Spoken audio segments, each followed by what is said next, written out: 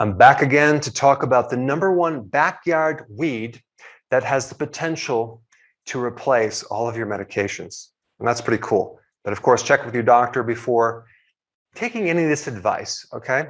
This is just food for thought for you to do your own research, but there's a very, very powerful pesky herb growing in your backyard right now that can greatly benefit you, even if you're not on medications. And no, it's not marijuana. Okay. The first benefit is it can act as a potent diuretic. Okay. That means it gets rid of fluid retention, edema in your ankles and your feet. It can help you get rid of that. Now, that is going to help you reduce blood pressure. Okay. Now, there's another effect on blood pressure. It's loaded with potassium. You have to realize that when someone is deficient in potassium, their blood pressure naturally goes up, okay? Because potassium is a physiological relaxer of the vascular system. And when you don't have enough potassium, you have all sorts of issues with the heart, including blood pressure. So this weed is loaded with potassium and many other minerals, especially like magnesium. Next benefit is it can help reduce insulin resistance, which is behind, I would say, 70–75% of health problems out there. And that means it can get rid of the fat off your liver. It means that you can help stabilize your blood sugars. It can help your blood pressure from a different angle because too much insulin from insulin resistance makes your arteries stiff and hardened. Also, having too much insulin can create boils on the back of your knee. So if you have boils or a Baker's cyst, you can say goodbye to them if you consume this weed. Now, the other interesting and surprising benefit of this weed is it has the potential to reduce the reproduction of a virus, HIV virus. Okay, so it slows down the reproduction of that virus. This weed can also prevent fibrosis in your liver. So if you have fatty liver, if you have an inflamed liver that's heading towards cirrhosis, which is scar tissue, consuming this weed can slow down that process. All right, the next benefit, and I'm going to explain what 5-alpha reductase inhibitor is, but this weed can help reduce this right here, which then can reduce DHT, thereby helping you with preventing hair loss like alopecia, as well as shrink and enlarge prostate. Okay. Now, if a female has too much DHT, she could have facial hair.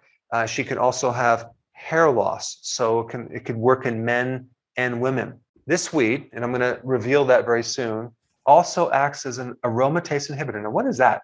That's another blocker of an enzyme that helps lower excessive amount of estrogen. So if you're a male that has man boobs, or you're losing hair on your lower legs, or your voice is going higher, or whatever, it can help regulate that. It also works in women that have too much estrogen dominance. So it helps regulate estrogen.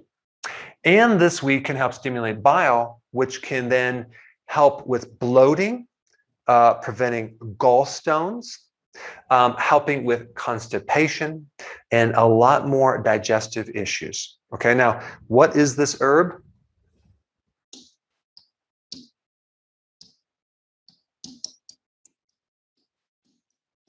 Dandelion greens, okay? Not just the greens, the whole dandelion. You can eat the roots, you can roast them and make coffee out of it, an alternative type of coffee, which is actually tastes very similar to coffee. The greens, which are very bitter, you put some of those in your salad.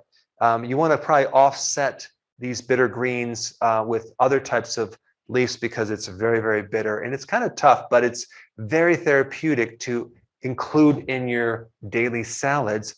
And you can eat the little flowers, the yellow flowers, and you can put those in your salad or make a tea out of it. I'll put some recipes down below. What's interesting about this weed that everyone's trying to kill is that it's designed to survive all sorts of conditions. And because of that, it's created very powerful natural chemical compounds that you can use for your own health. In fact, that weed is way healthier than probably most of the vegetables that you're consuming. And also, its roots can go way, way down into the earth, like 20, 25, 30 feet. and grab these minerals and pull them up. So if the superficial topsoil doesn't have the minerals, it'll go down and pull the minerals up there. So when you're consuming dandelion greens, you're getting a lot more nutrition than most vegetables that don't dig their roots that deep. Now, dandelions have been around for a very long time. The Romans consumed them, the Egyptians, the Chinese, a lot of different cultures, even in India, use dandelion tea for a lot of different ailments. But you should be aware that these dandelions are growing right in your backyard. Of course, don't consume them if they've been sprayed with pesticides.